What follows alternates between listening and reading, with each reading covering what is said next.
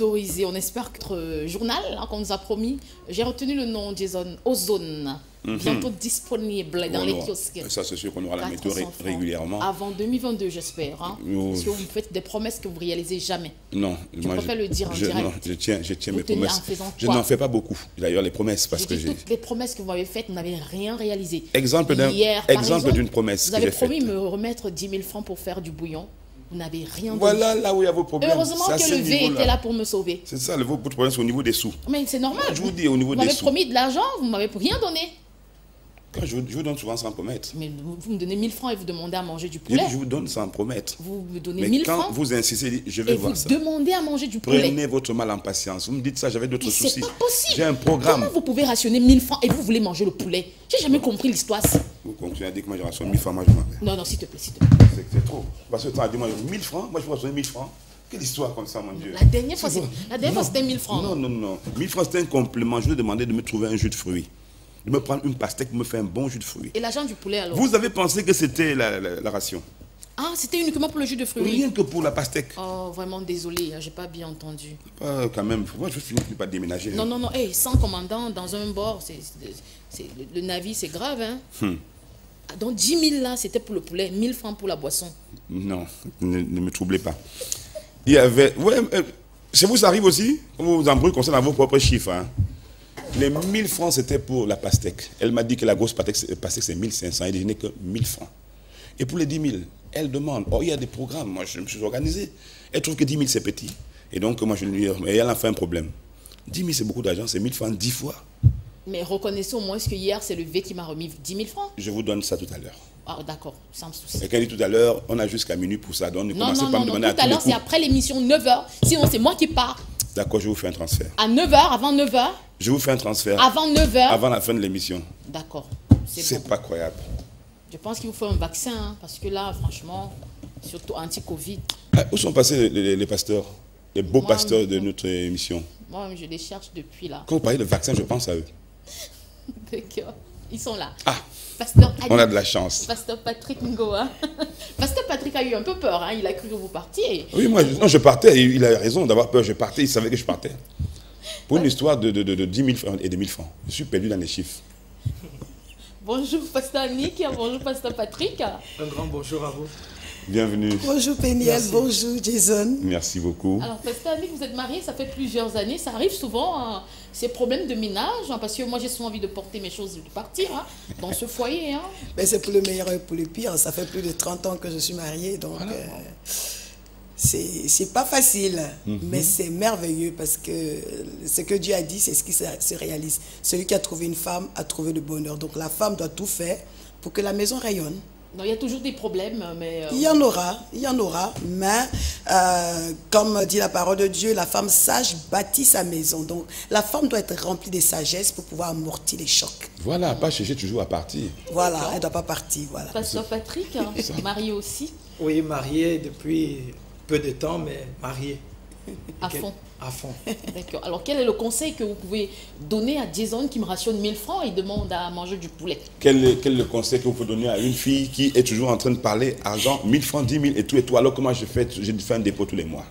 D'accord. On va commencer par donner un conseil à mon frère Jason. D'accord, merci. Avant de pouvoir rationner et exiger, il faudrait qu'il prenne un temps d'aller faire un tour au marché pour lui-même prendre l'information des coûts des denrées alimentaires sur le marché. Et avec cette idée, il saura comment il pourra financer. J'ai le temps aujourd'hui, je vais faire ça. Maintenant, quant à la sœur Péniel qui se trompe sur les chiffres, je pense qu'il faut un peu se calmer, il faut aller un peu doucement. Voilà. Généralement, nous les Vous avez hommes, compris, non? on ne donne pas parce qu'on ne veut pas donner. Quelquefois, il y a l'embouteillage au niveau de la porte. Le véhicule est même en panne. Le véhicule est en panne. Imaginez là où il est garé. Il est garé devant la porte de la matière. Voilà. Depuis, elle appelle, mais je ne décroche plus. C'est incroyable. C'est un vrai problème. Elle vient récupérer ton véhicule. Oui, elle arrête. Elle me dit, mais la matière des esprits, mais pas la déco. Pourquoi tous ces véhicules? Vends celle-là, tu reparles l'autre. Ou bien tu... Avec là son programme en fait, hein, puisque Sandra ayant son véhicule et tout, nous nous retrouvons comme ça dans des situations complexes. Alors on a lui rendre visite, et même on est parti avec le chien.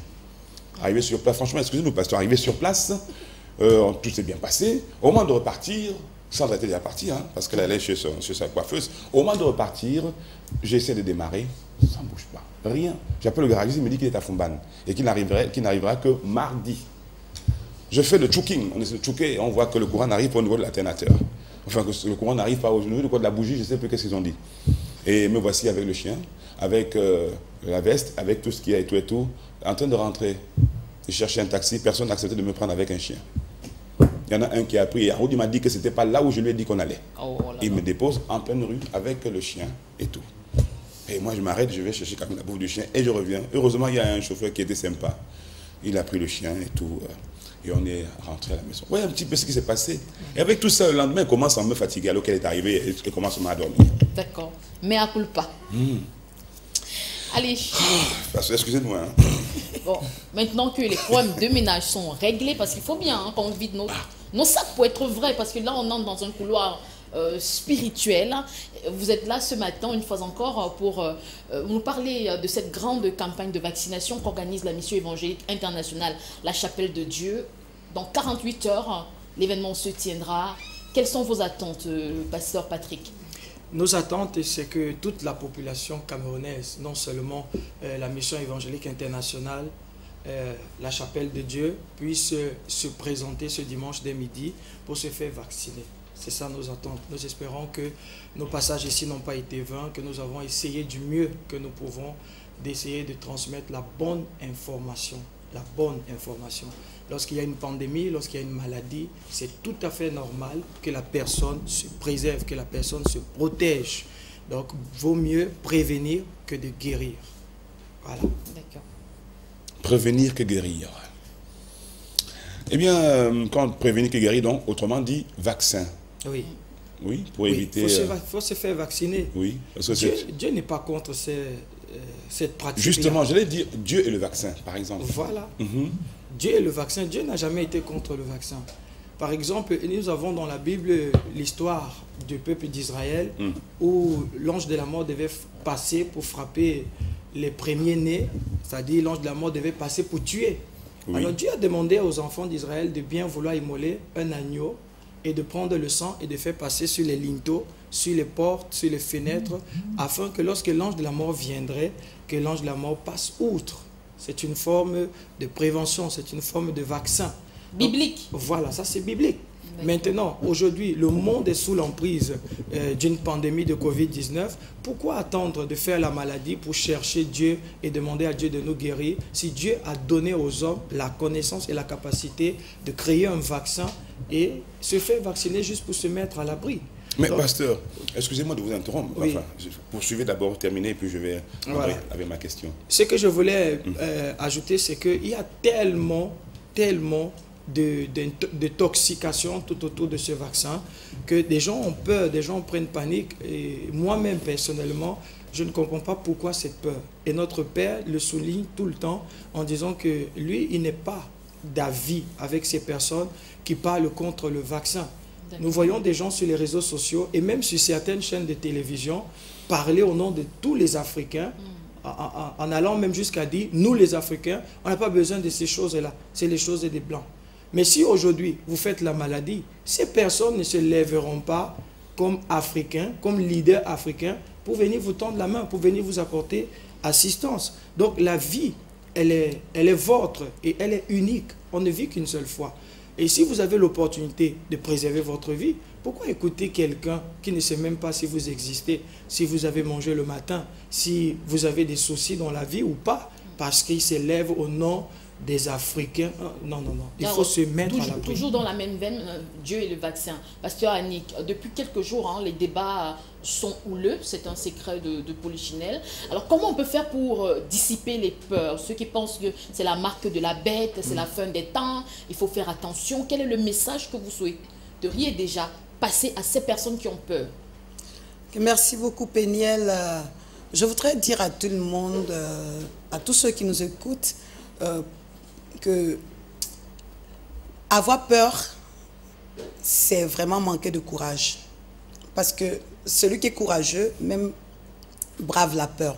Alors, quand on entend partout que les gens sont en train de nous tuer, qu'ils sont en train d'emmener le faux vaccin, il y a d'autres qui partent même qui disent que c'est le faux vaccin qui arrive en Afrique, et le bon vaccin est en Europe. Mais attendez, il y a combien de laboratoires qui fabriquent ces vaccins? Ça, disons, le temps de faire la différence entre le vaccin qui va venir en Afrique et celui qui vient en Europe. Ils disent qu'il y a des puces dans les vaccins, mais quand je regarde la seringue, où est-ce qu'on met cette puce? Après, on dit non, c'est des molécules. Donc, il y a tellement d'informations que les gens ne peuvent pas faire la différence entre ce qui est bon et ce qui n'est pas bon.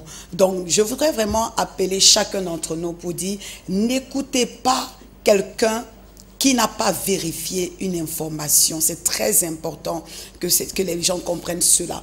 Nous sommes des enfants de Dieu. Nous sommes tous dans une population. Nous rencontrons beaucoup de personnes et nous devons faire la part des choses. On doit prendre le temps de pouvoir quand même peser ce qu'on entend.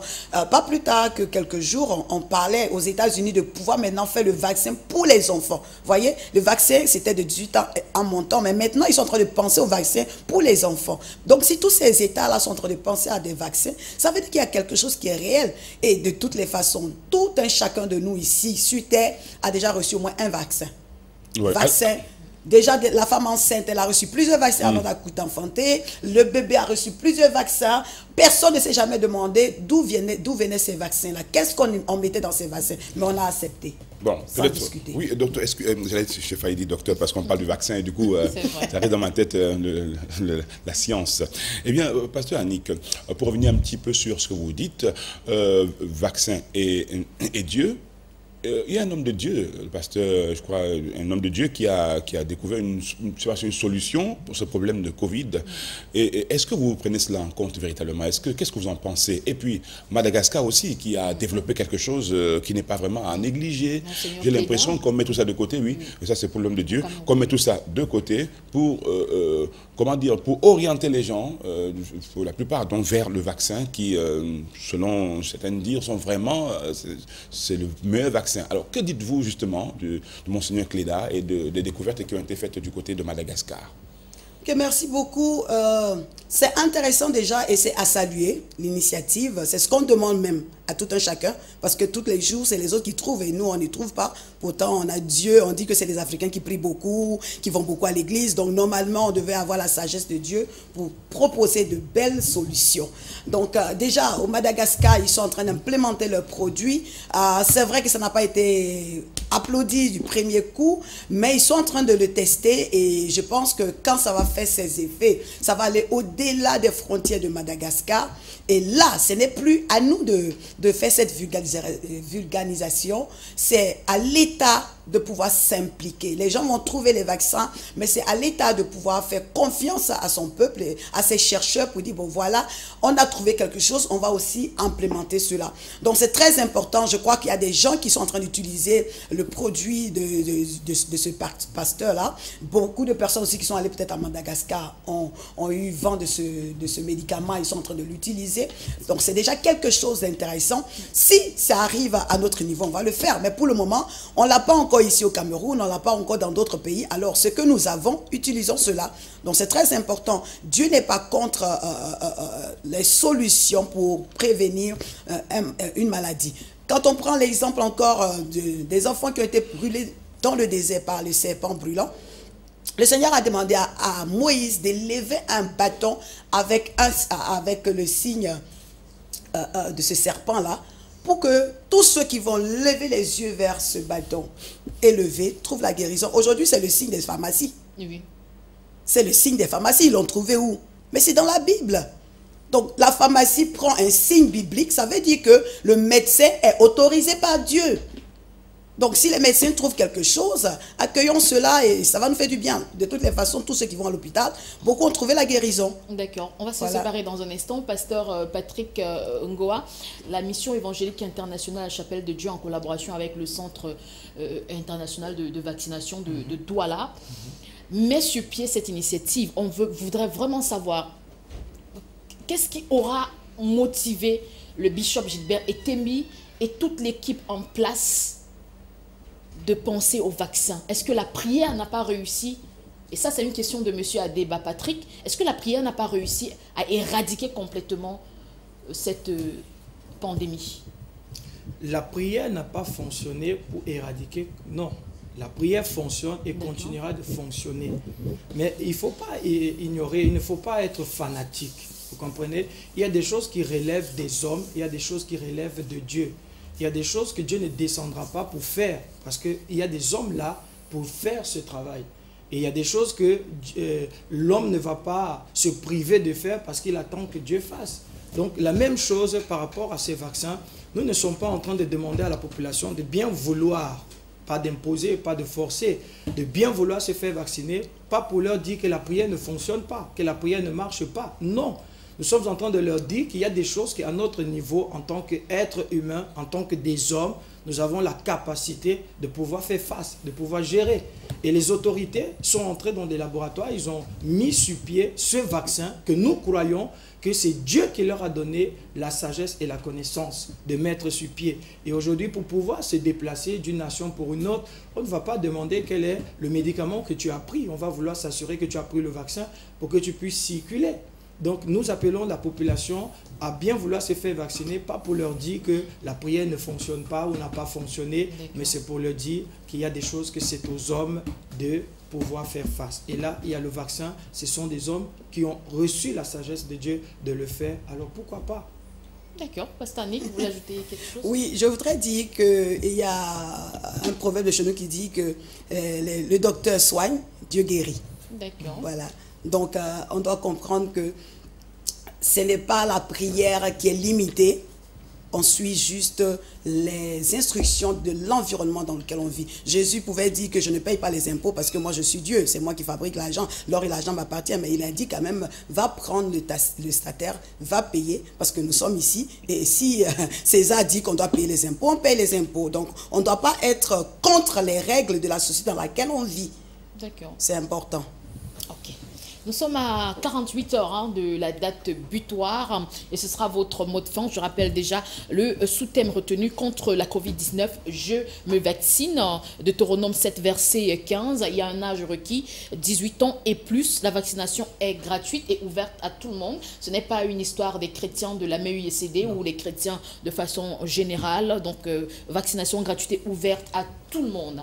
Donc, à J-48 heures ou alors à J-2, quel est le message que vous souhaiteriez bien ce matin, cher pasteur, adresser aux populations en guise de dernier mot? D'accord. Le message que moi, personnellement, j'aimerais adresser à toute la population, à tous ceux qui me regardent, c'est de ne pas se fier aux informations qu'ils prennent sur les réseaux sociaux, qu'ils prennent dans le quartier, qu'ils prennent derrière des motos, dans des taxis, parce que il y a des personnes qui sont indiquées, il y a des personnes qui peuvent parler. Et ce sont ces personnes-là qui vont se déplacer ce dimanche 24 octobre à partir de midi sur le site des locaux de la Mission évangélique internationale. Et là, si vous avez besoin d'une information, si vous avez des doutes, si vous avez des questions, vous pourriez les soumettre aux personnes indiquées qui vont vous donner la bonne information. Et quant à nous ici, nous vous tendons la main, venez vous faire vacciner. C'est la vie qu'il faut préserver. Protégez-vous, protégez votre famille et protégez votre prochain. Pasteur, à combien au mot de fin? Que merci beaucoup. Je voudrais dire qu'il y a des gens qui attendent de voir quelqu'un qu'ils connaissent se vacciner. Alors venez sur place ce dimanche 24 octobre à midi pile pour voir que ce que nous sommes en train de dire, on va le faire. Ce n'est pas juste pour parler. Tous les pasteurs vont se vacciner. Ceux qui le veulent vont se vacciner. Vraiment, venez, la plateforme est disponible, vous serez accueillis parce que à la MEUICD, c'est l'amour, c'est le partage. Si nous avons découvert une bonne nouvelle, si le bishop a découvert quelque chose de meilleur pour les enfants, pour le peuple camerounais qu'il a adopté, et il est plus camerounais même que tous les Camerounais, alors venez ensemble, venons nous faire vacciner, protégeons-nous, protégeons la nation pour vivre longtemps parce qu'il y a de très belles choses qui arrivent dans notre nation et on doit bien jouir de cela. D'accord, merci beaucoup à vous, cher pasteur Patrick Ngoa, pasteur Annick Akomian, à Kobe. En tout cas, vous êtes bénis de Dieu. Amen. Nous serons là dimanche pour non seulement la couverture et voir par la grâce de Dieu comment on se fait vacciner. Super. Parce que le coronavirus est une fatalité, ça tue. Ouais. très bonne journée à vous. Merci Jason. beaucoup, merci Jason. Très bonne journée. Saluons toute l'équipe, vraiment soyez bénis. Tous ceux qui sont Revenez là, très soyez vite. bénis. Hein. Amen. On viendra habiter ici. Hein, Oui, ça, c'est revenez sûr, en hein, tout cas. Parce qu'il fait bon vivre ici. Voilà. Merci beaucoup, merci infiniment. Et puis encore bonne journée et beaucoup de courage pour la suite de toute l'opération qui a commencé déjà. Merci beaucoup. Voilà. Bonjour spécial au bishop missionnaire Etembi. Nous ne manquerons pas. Il est 6h44 à Lomé, là-bas, au Togo. On en profite pour dire un bonjour à monsieur Jean-Noël Mba. Vous êtes producteur de films. Et d'ailleurs, vous tournez